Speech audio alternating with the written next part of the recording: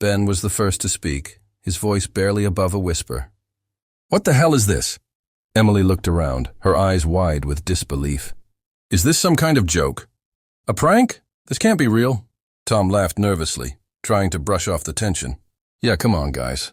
It's probably just some weird local superstition. The ranger's just trying to mess with us." But none of us were laughing anymore.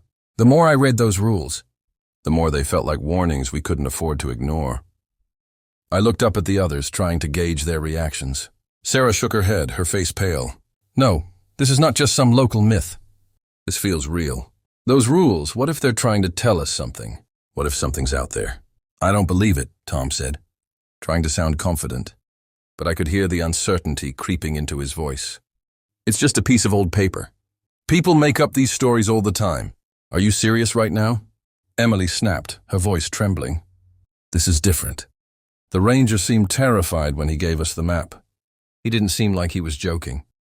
"We've got to take this seriously," I said, my throat tight. My voice wasn't steady, but I knew the others needed to hear it. "The ranger wouldn't have given us these rules if there wasn't a reason. We can't just ignore it." But Tom was already moving, getting up from his seat, a forced grin on his face. "Look, I don't believe in any of this. I'm going to take a walk. We're here to have fun, not sit around reading creepy rules all night." Before any of us could stop him, he was walking toward the edge of the campsite, heading off into the woods. "Tom, don't!" I called after him, but he didn't turn back. For a moment we sat in silence, the fire crackling as it cast long shadows across the campsite. We all knew something wasn't right, but none of us wanted to admit it. It felt like we were being pulled toward something dark, something waiting.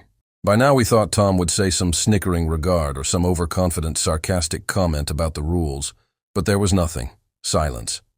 Then we heard it, a rustling sound in the trees behind us.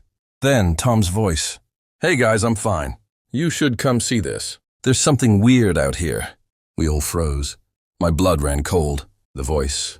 It didn't sound right. It sounded too calm. Before we could respond, the rustling grew louder. And then, without warning, Tom's voice changed. It became distorted, hollow.